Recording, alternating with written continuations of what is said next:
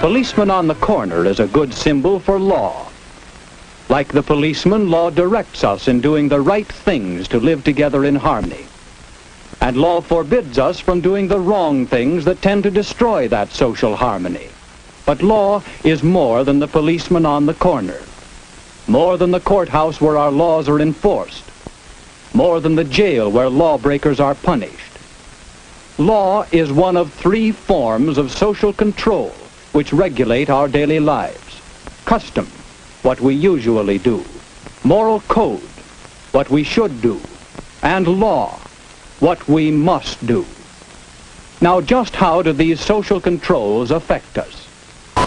Today I'm in my undercover anti-terror squad, guys. I'm undercover in plain clothes in a plane car. I've got my siren ready for when David Cameron and William Hague come out. Committed Zionists, we will run them over with a bit of truth. Okay everyone, we're here on serious love police business. This is the undercover anti-terror squad. Has anyone seen any corrupt politicians? Any warmongering dictators? Report them to the love police.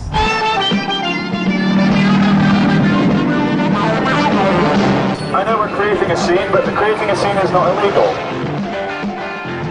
Excuse me, sir, next time we'd advise you to buy some real food for your son. I'd like to thank the City of London Police for doing a wonderful job in their fluorescent jackets and protecting us all from the terrorists. Stop filming! Stop filming! Sorry, can you pull that down? There's cameras everywhere. There's cameras filming us. Look, there's cameras filming us. What we need is more government control in our lives. We need police in our homes, never mind the street. So today is International Quit Your Job and Burn Down Your Office Day. Sir, please, move swiftly to your next shopping experience. All we're doing is just filming in the station. Yeah, but you ain't got permission to film us. But we're in a public area. No, this is not public, this is a private property. Thinking is boring. Thinking is hard work and it's not worth the energy. And what I do is give people like you hugs. What you need is a hug.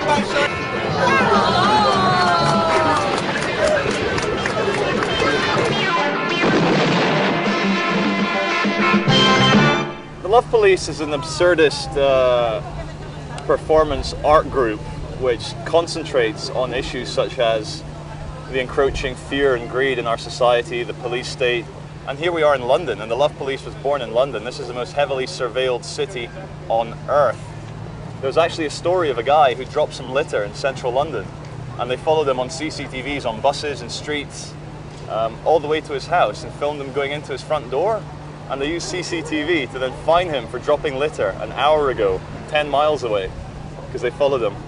I met a guy called Danny holding a sign saying everything is okay, and I had the megaphone and the camera, and then it was born. We started using the megaphone, saying the slogan, everything is okay. Statistically speaking, the person next to you is either a terrorist or has swine flu. And it's also sarcastic, because everything is so obviously not okay around the world.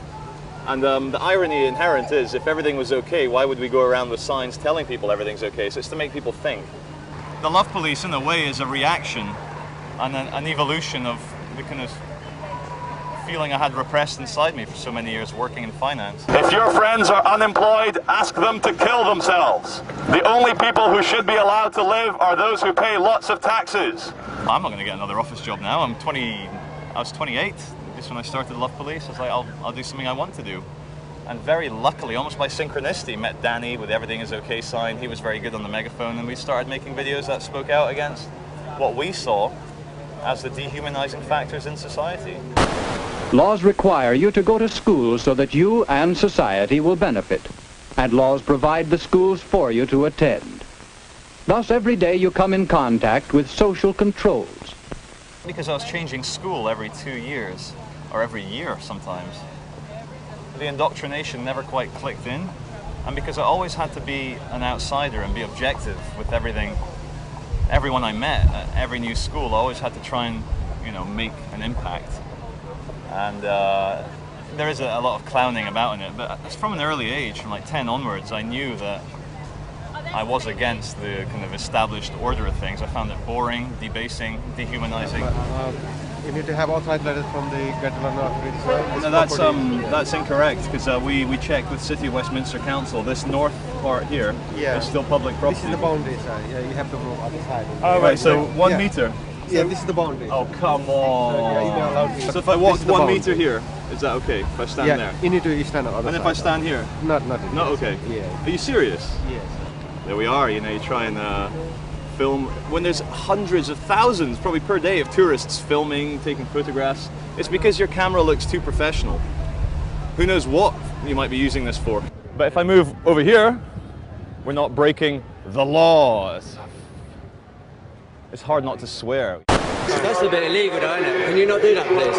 I find the biggest problem in terms of trying to film is definitely the private security official. It's not allowed. But it's a public area. Can you switch it off? Can you switch it off, please? The police in London and across the UK are trained to deal with delicate situations. They have to pass intelligence tests to make sure they're able to do their job. The same can't be said for private security. I'm a filmmaker. Tell them it's for my Love Police project. I'd strongly advise you not to touch me again. I've been assaulted many times by private security who are quite happy to grab the camera, happy to push, just basically impose some of their Jason Bourne saving the world from the terrorists kind of attitude on me.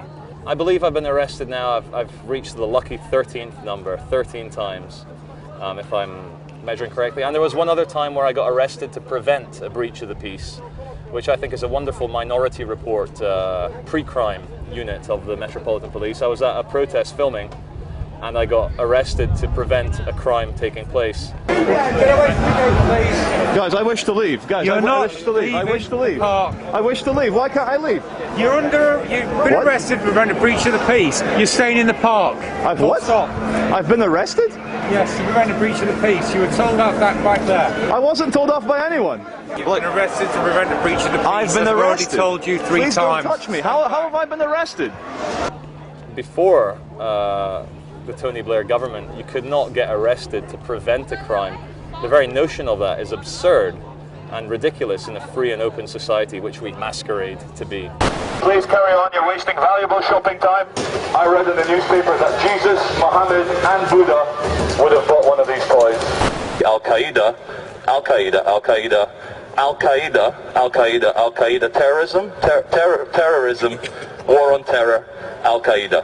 Thank you. Where we are now in Downing Street, this area is within Section 28 of the Serious Organised Crime and Police Act. This was a law brought in exclusively for an activist called Brian Haw, who set up a camp outside Parliament. So the wonderful thing about free speech, which all our troops died for in World War I and II, is that now in central London, the seat of power, where all protests by definition should be taking place, you need permission from government to protest against the government. But luckily in Britain right now, we have a situation where we don't need to fight, we don't need to pick up arms, because we do have, I think, the rule of law. And we do have such things as free speech, but these things are being very quickly eroded in the name of defending us against terrorists. Terrorism has killed 52 people in Britain in the last 5 years, whereas our governments have contributed to the killing of 1 million innocent civilians in Iraq, Afghanistan and other countries around the world where Britain has special interests. I want to live in a world where the seat of government is a lot more open than this, rather than a scary fortress with armed guards. Oscar Wilde said, the English playwright, if you're going to tell people the truth, you have to make it funny, or they'll kill you. So. Ladies and gentlemen, 1 million dead in Iraq and Afghanistan. 1 million. Oh, the man on the horse, sorry, the young boy on the horse has just said to me, F-U-C-K off. Praise warfare! Take photographs. No, it's good. Warfare is good. No, he's fighting for your freedom. He's killing terrorists. And yours. This is the saddest thing. Like, you think, do you guys support free speech? Do you support free speech? No, you don't. Okay. Well, ladies and gentlemen, enjoy the ceremony. 1 million dead in Iraq and Afghanistan. British Army, American Army. And how many Palestine as well. It's And that's also you can have your free speech. Exactly. Sorry? That is also you can have your free speech. Really? Yes. So how does killing... How does that? What's the chances of you being able to stand here and have your free speech? No, that's got nothing to do with warfare. Free speech has been fought for by normal people like you and I against the establishment. Do you think the establishment is wanting you to speak freely? You think it's a secret establishment? Huh? Is that a secret? Is that a secret establishment? Top secret. But is 1 million dead civilians worth my free speech? What about the First World War and the Second World War? Millions dead. Yeah. You can still stand here. I totally disagree. Do you think the establishment send their own children to war? They send your children. Working class kids. You're not going to get Prince Harry or Prince William getting killed on the front line or getting his testicles blown off. It's going to be young men like this. And I'm allowed to talk because I was in the British Army. I believe the hype. The truth is, the biggest terrorists are the British Army, the American Army, and the Israeli Army. We all know it. We all know it. We all know it. We all know it. So you served in the British Army?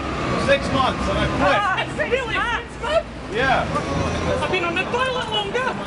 Cleaning the toilet. There you go. Suppose this were you. What social controls affect you? Well, in your family, and your school, and your church.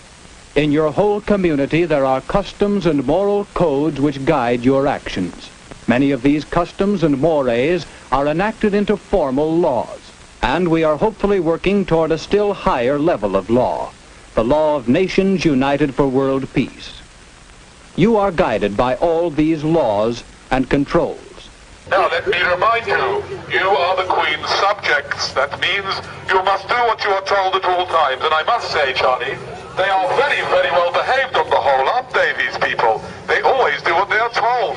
I want to restart something I did called the Love Police Academy, where we take a big group of people out into the street and teach them how to use the megaphone, how to stand up against officialdom, how to... It's basically a state of mind. You're either a victim and you have a controller, or you are all that ever has been. You're a human being having your experience. You're the most powerful person in the world, and that's what we want to try and teach people.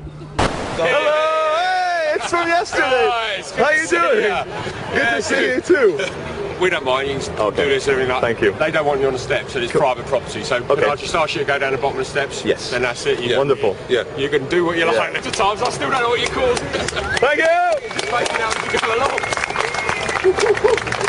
That doesn't happen very often. No. If you want to make a change, you have to go out there into the actual real 3D physical world and try and inspire and make people laugh in the real world. And one of the main things we do is hug authority figures, and it is very anarchic, because once you've hugged someone and felt their heartbeat right next to yours, it's a lot less likely they'll handcuff you. And yeah, 100% success rate. I've never been arrested by anyone that I've ever hugged. If you like pina colada